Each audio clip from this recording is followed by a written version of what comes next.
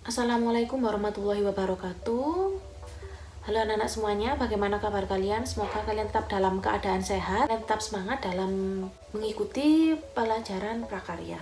Baik anak-anak, untuk hari ini kita masih tetap yaitu membahas tentang kerajinan berbasis media campuran. Oke, sebelum kita masuk ke materi, alangkah baiknya kita mengucapkan basmalah terlebih dahulu. Bismillahirrohmanirrohim. Baik, kita lanjut. Nah, pertemuan kali ini kita akan mempelajari tentang jenis dan karakteristik kerajinan berbasis media campuran. Nah, untuk minggu yang lalu kita sudah membahas ini. Hari ini kita akan membahas ini, dan untuk minggu depan kita akan membahas tentang produk dan proses. Baik, kita langsung saja ke jenis dan karakteristik kerajinan berbasis media campuran. Jenis dan karakteristik kerajinan berbasis media campuran. Nah, bahan yang digunakan sebagai bahan dasar untuk kerajinan berbasis media campuran sangat beragam, bergantung pada sumber daya alam dari masing-masing daerah. Oh iya, anak-anak, perlu kalian ketahui, kalau jenis ini artinya adalah macamnya dari media yang digunakan. Kemudian kalau karakteristik ini artinya adalah ciri-ciri. Begitu ya anak-anak, kalau jenis ini macamnya, kalau karakteristik ini adalah ciri-cirinya. Baik, lanjut. Nah, jenis bahan alam yang dapat digunakan adalah kayu, batu, logam, keramik, kulit, serat, dan lain-lain. Kemudian, jenis bahan buatan yang dapat digunakan adalah plastik, gips, fiberglass, dan lain-lain. Nah, berikut ini beberapa bahan dasar dan bahan panduannya yang dapat dikatakan cocok atau padu untuk dijadikan bahan campuran. Jadi anak-anak, bahan ini ada banyak ya anak-anak seperti ini. Tetapi yang akan kita pelajari hanya 5. Nah, ini. Ada batu, logam, plastik, kayu, dan keramik. Hanya 5 yang akan kita pelajari, karena kalau kita pelajari semuanya waktunya tidak cukup dan terlalu luas jangkauannya. Baik, lanjut ke yang pertama yang akan kita pelajari, yaitu jenisnya adalah batu. Batu ini terdiri dari batu permata, batu mulia, dan batu akik.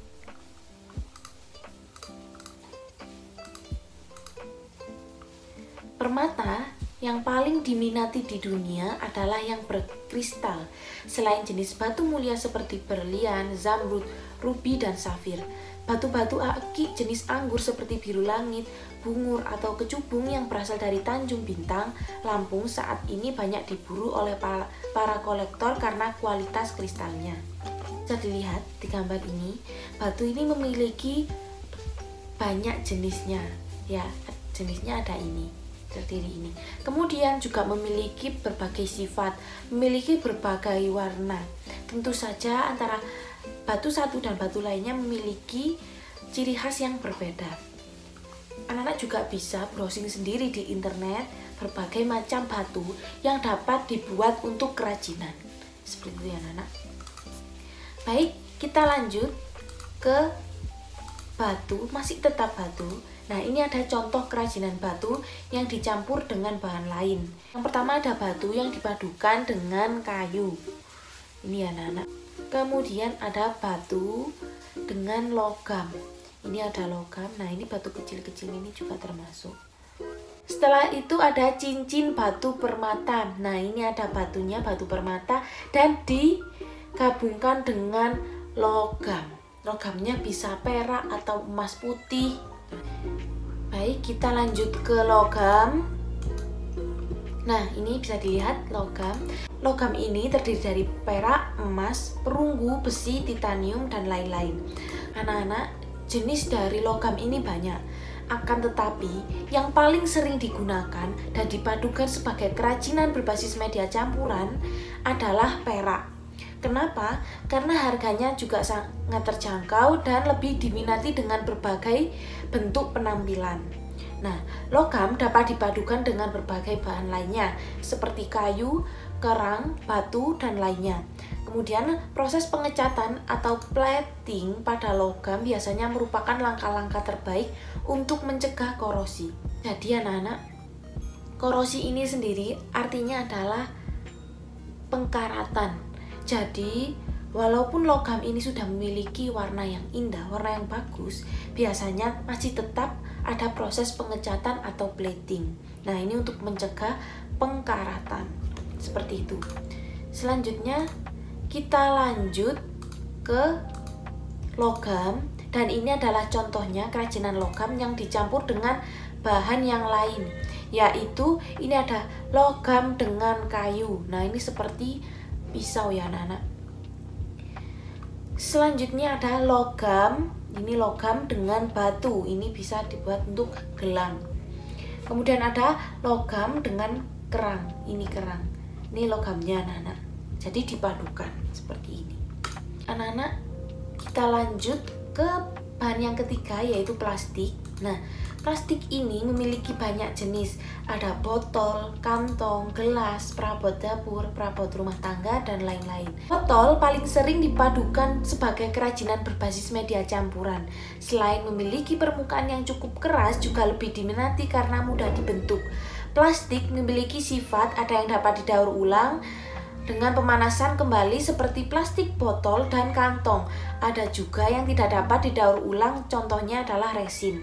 Plastik dapat dipadukan dengan berbagai bahan lainnya seperti logam, kain, dan lainnya. Nah, anak-anak, plastik ini yang paling banyak kita temui dalam kehidupan sehari-hari.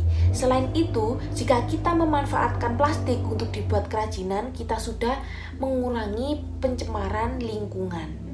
Karena biasanya botol-botol plastik itu banyak yang dibuang, kemudian kresek juga banyak yang dibuang, bubble wrap, dan lain sebagainya. Nah, jika tidak diolah maka akan menjadi sampah.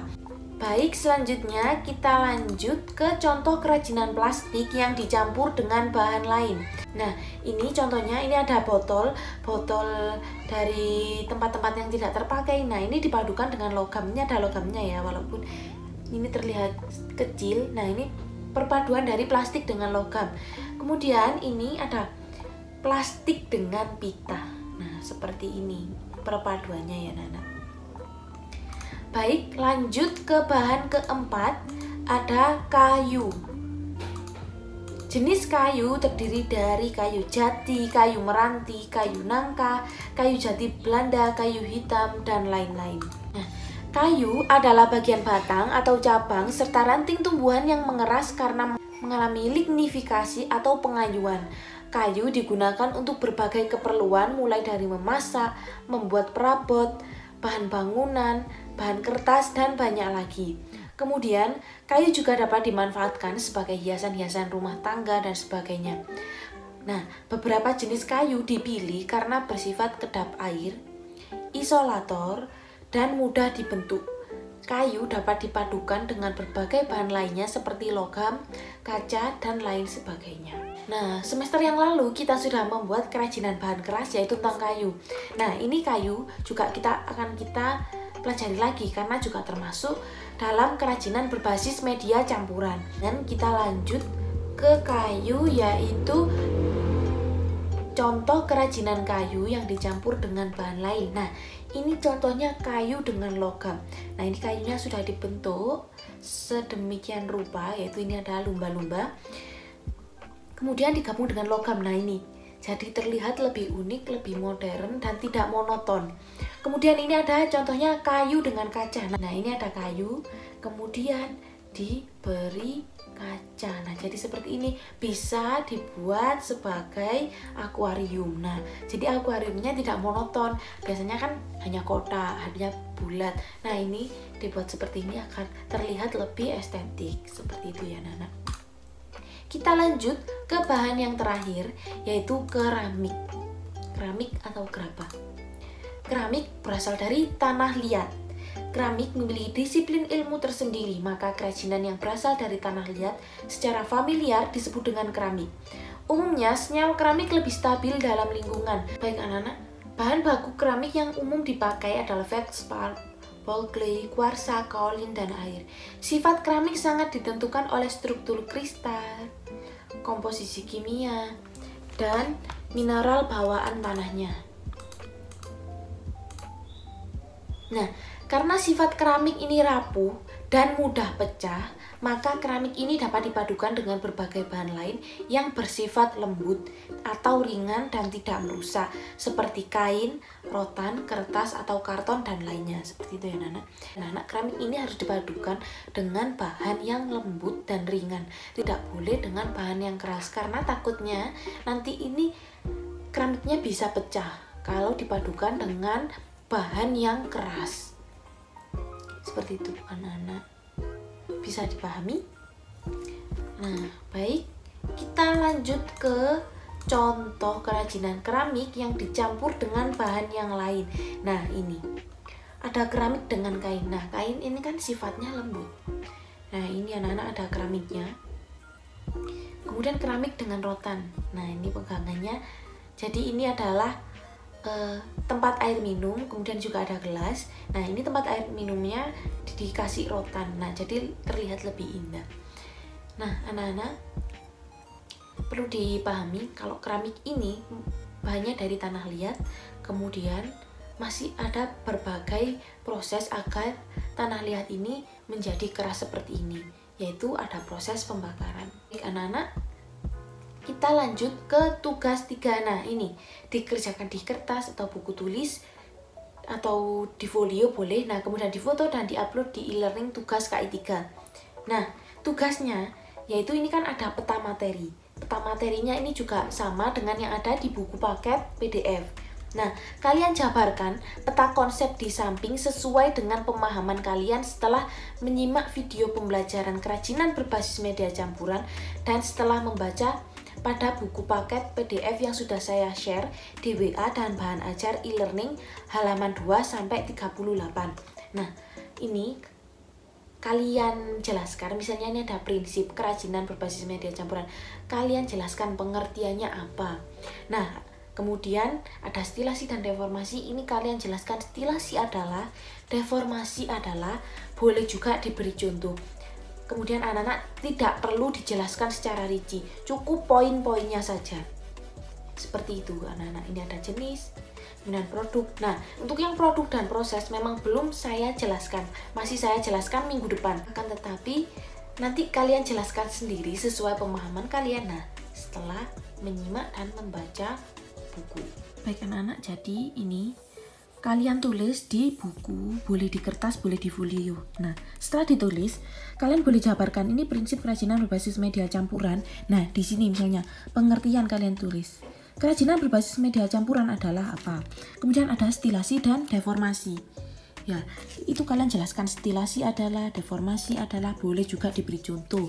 Kemudian ada jenis dan karakteristik kerajinan berbasis media campuran, ada batu, logam, kayu, plastik, dan keramik. Ini boleh kalian tulis jenisnya batu ini apa saja, kemudian ciri-cirinya seperti apa, ciri atau karakteristik ya, boleh ditulis. Setelah itu ada produk dan proses kerajinan berbasis media campuran. Nah, ini boleh kalian jabarkan sendiri. Ini ada bahan, alat, produk, kemasan, dan contoh. Nah, ini kalian baca dulu di buku paketnya PDF di WA maupun bahan ajar e-learning. Nah, seperti itu.